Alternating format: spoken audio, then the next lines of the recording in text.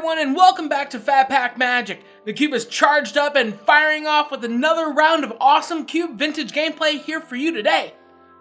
So on the right we've got Ryan, who has a Sultai Midrange kind of combo deck, and on the left we have Dillon, who's running a Mardu Aggro theme going. So they're drawing up their opening hands, and let's see what they've got in store for us today. Dillon seems to have a fine hand. He's got a couple of 2-drops, couple of 1-drops, couple of 3-drops. And Ryan plays a force and passes the turn. Dillon deciding where he wants to put his mana for the first turn. And he plays a Silent Clearing and takes one to play Student of Warfare. An awesome 1-drop, can level up and become a 3/3 on the next turn.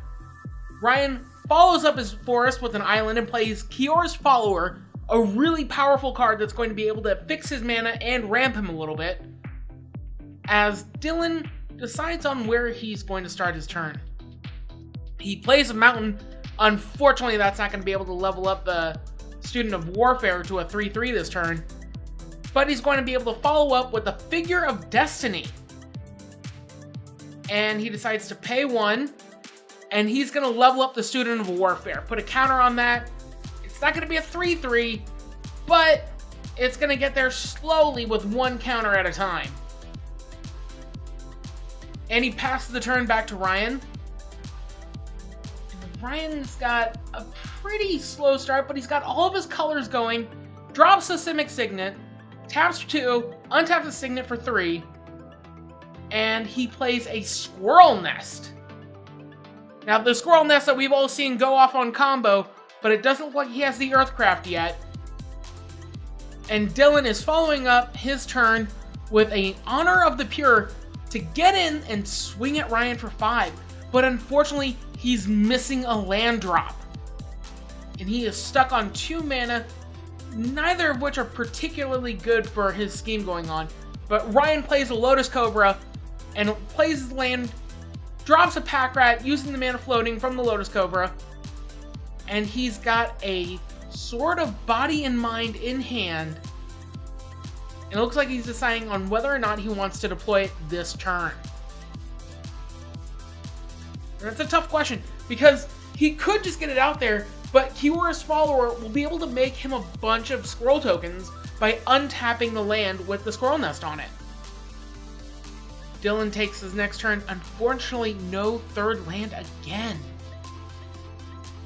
And now Ryan has a whole suite of blockers, and infinite blockers for the most part, in the form of Kior's Follower and that Squirrel Nest.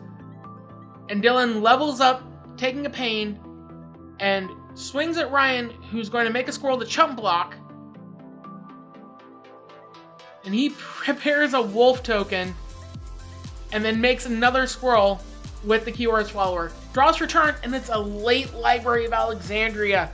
Man, if only that had been a few turns earlier, he could get the draw engine going. But he says, you know what? Here comes Sword of Body and Mind. And, oh yeah, I get mana from the Lotus Cobra. And I'm going to use it to equip the Sword of Body and Mind. And that's going to come swinging in. Is it? No, Dillon's looking at what Sword of Body and Mind does. Now, Sword of Body and Mind is considered a low power sword in almost any other situation. But in cube decks where you only have 40 cards in your deck, Sword of Body and Mind is a very quick clock, and it makes its own replacements.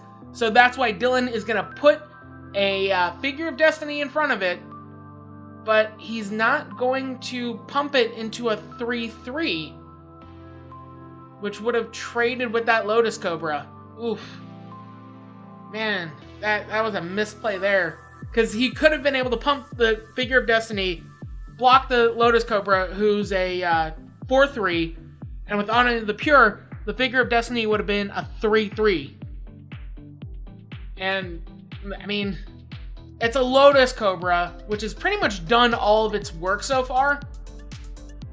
But still, just trying to get one creature off the field would have been nice. And instead, he's going to start swinging in. He's got to keep up the pressure, or so he thinks.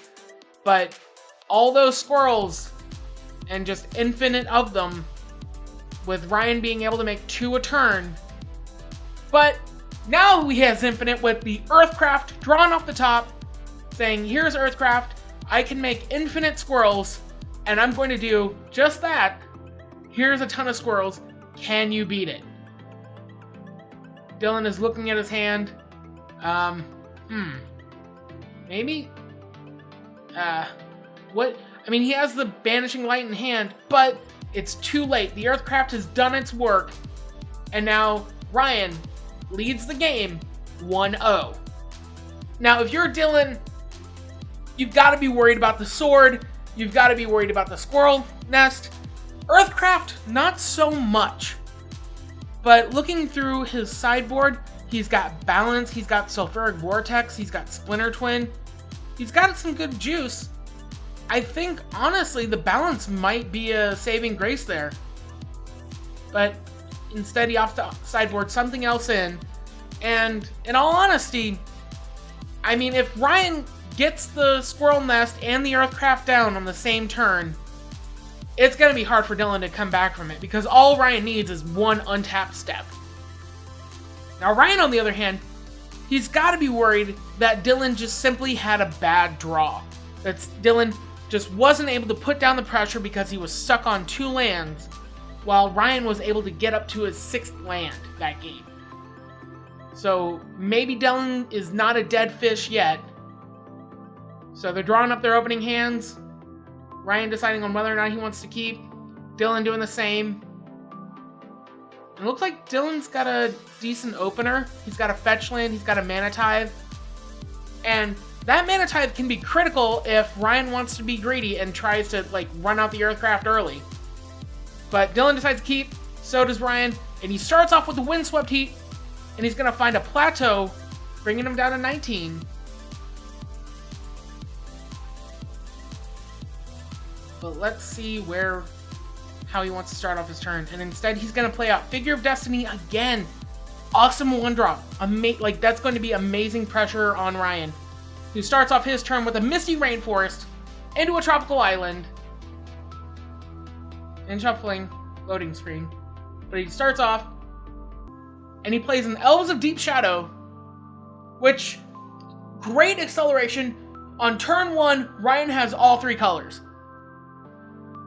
Dillon swings in, not playing his land drop and not pumping the Figure of Destiny, only hitting Ryan for 1. As Ryan plays out his 2nd land, and Dillon is already on the back foot here. Ryan decides he's going to play a Underground Sea rather than an island, which is, strictly better in almost every sense. And he goes off with a Dark Ritual, getting him 3 black mana, and into a Night's Whisperer, taking him down to 16, but he's got 3 mana and 2 cards available to him. Let's see what he has to pump out here. And he's going to use an Abrupt Decay to kill off that poor little spirit and swing it at Dillon for 1, taking him down to 18. But Dillon is not done yet. He follows up with the Mother of Runes as Ryan falls back to his turn. 4 mana. And Vraska Golgari Queen is going to eat that Mother of Runes before that mom has a chance to really start getting things going. And Dillon just sadly looking at that Mana Tithe in hand. But he's not dead yet. He's going to follow up with the Harsh Mentor, which will kill Ryan if Ryan goes for the Squirrel plan, because each activation is going to deal 2 damage to Ryan. So he needs to get that off the field. So he starts off with a Solemn Simulacrum to fetch out a forest. And then he's going to sacrifice it to the Vraska, netting him 2 cards and a land and a life off that 1 Solemn Simulacrum. And he's looking at Vraska like, what? Oh man, she doesn't count for his Harsh Mentor, so he's not taking any damage yet. But that Elves of Deep Shadow is on backup duty. She is going to be a chump blocker. Unless, here we go, Tajik. Dillon has managed to find his lands, and now he's able to start working. Tajik swinging at Vraska, and the Harsh Mentor swinging at Ryan. Now, Harsh Mentor, Tajik has Mentor, so he should be able to put a counter on the Harsh Mentor, but seems like he opted not to do that, and instead only deals 2 damage to Ryan. Ryan playing a Utopia Sprawl, and incorrectly only minusing 2 counters to kill the Tajik, where it should have traded all 3 counters to kill it. But, I guess read the fucking card, right? So Dillon follows up his turn with Porcelain Legionnaire, and he's gonna swing at Vraska, but Cast Down is gonna eat it up, leaving Vraska again with another turn. But Ryan is stuck, just flooded on lands, drawing through his Nurturing Peatland. He's gonna add a green and then sacrifice it to draw another card off Vraska.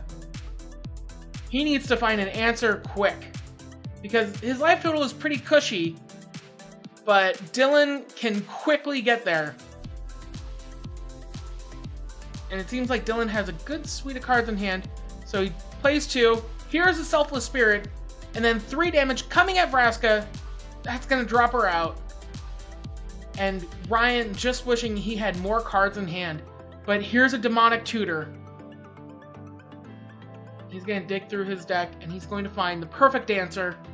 I believe in you, Ryan. Find that answer. And he's got a handful of lands. So he's got to, he needs something that can get him out of this situation. And he's looking. He's looking. Same 3 lands in your hand, Ryan, as they were before. So he picks a Hydroid Crassus, which is a definite good answer here. The nice ability to just kind of X out and get as much value as he can. And he's going to pay 6 for a 4/4 Hydroid Crassus, but it's going to meet a Mana Tithe. Ow! He still nets 2 life and 2 cards, but he doesn't get the 4/4 Beast on top of it.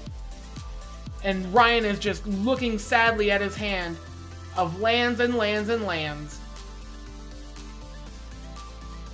So Dillon has managed to find his 4th land, and he's got a couple of good stuff in hand. He's got Nahiri, he's got a Ajani, and he's got a Sword of Sinew and Steel. The question is, how does he want to order it? Now, I'm happy with anything here, but Ajani is really good. And that's going to lock down his turn. Dillon swings in for 5, bringing Ryan down to 12. He's on a 3-turn clock here. So he's got to get some answers going. And he starts off with a Pernicious Deed. And that's a pretty good start. And passes the turn back to Dillon. Dillon draws for turn, and there's another land. And thankfully it's a draw land, because he's going to be able to cash that in if he wants. Now, the Pernicious Deed is going to hit creatures, artifacts, and enchantments with converted mana cost X and less.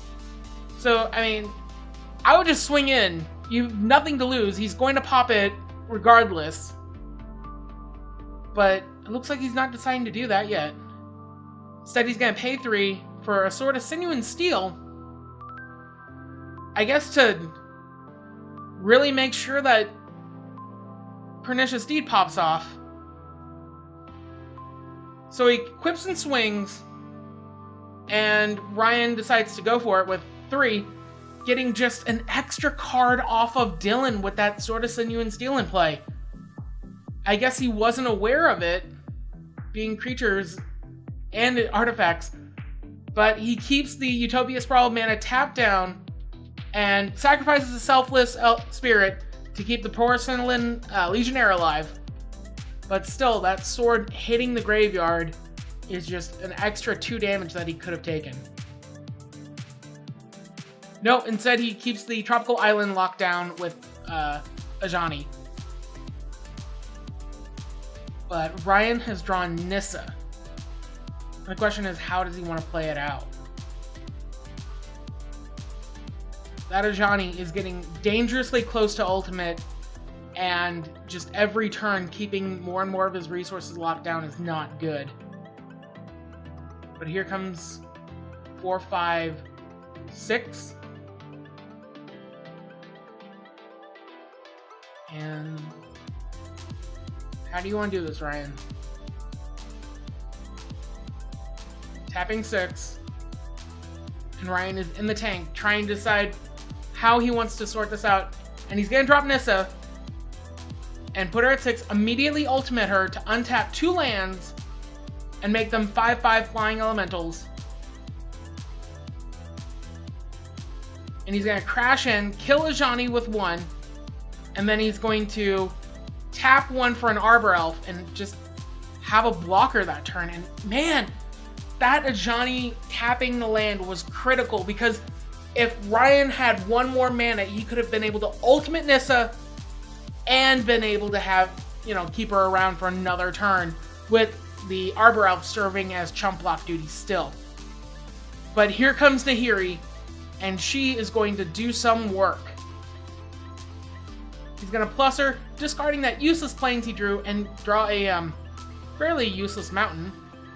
But he's going to activate it and swing in for 5. And Ryan's going to take 5, going down to 4. He's got 1 more draw step. And he's going to use that draw step to cash in an Ash Barrens, searching for a forest, thinning out his deck just a little bit more. And draw? Pass? Nope. Yeah, he's got nothing. He sees the writing on the wall. There's nothing he can do against Nahiri and the rest of Dillon's team. And just the Planeswalkers were so critical in that game. Dillon being able to keep Ryan locked down on mana, being able to, keep his creatures alive just to be able to punch in, just whittling down Ryan's life total. And that's what Ryan has to be worried about. That's why he's looking at a Vraska's Contempt. He needs a way to deal with those Planeswalkers. And funny enough, that Nahiri is going to be really dangerous to his combo plan. So Ryan decides to side in Vraska's Contempt. And, I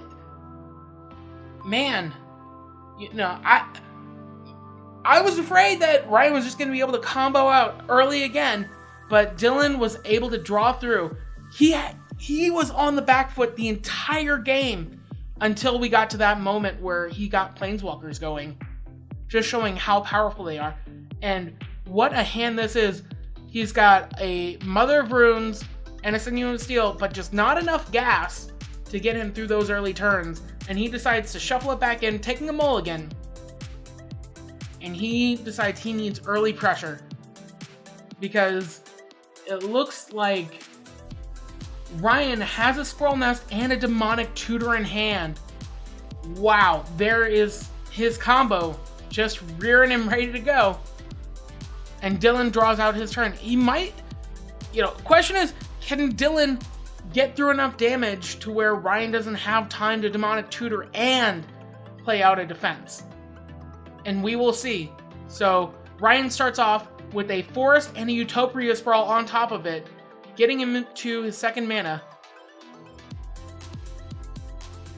And Dillon starts off with a Windswept... Wait, what? No, he's going to go with the Windswept Heath. And pass the turn back.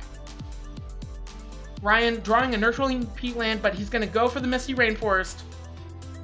Pulling out a Tropical Island. There's all 3 colors. Well, the Utopia Sprawl meant he had all of his colors right there, but now he's got all 3 of colors and then some. So he's not going to tap the Utopia Sprawl. Instead, okay, now he's going to tap the Utopia Sprawl, leaving 1 floating in case of a Mana Tithe.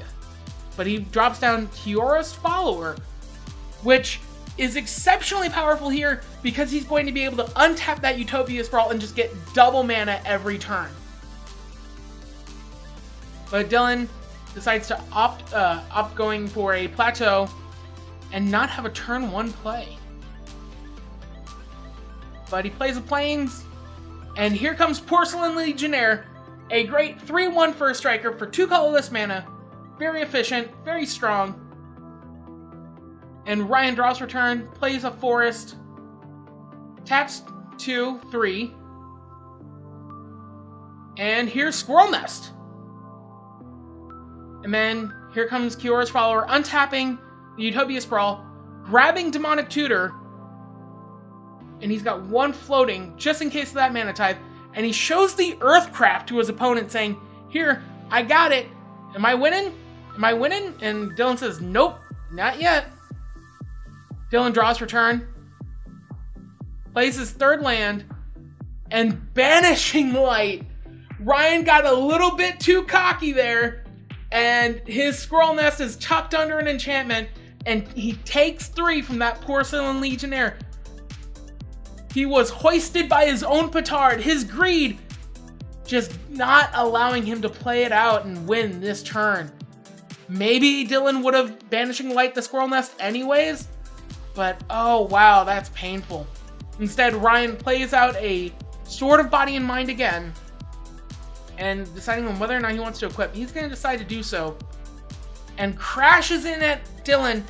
He says, "You know what? I don't need infinite squirrels to win. I'll just deck you to death." But here comes another milled 10 cards, and he's going to make a 2/2 wolf, and all the juicy stuff just going to the yard. Oblivion Ring, that Mana Tithe that got him the other game, and Dillon is on the back foot here.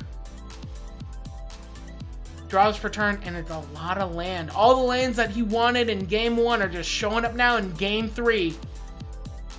So he's going to play a Nurturing Peatland. Swing in. Ryan opts to chump block with his wolf.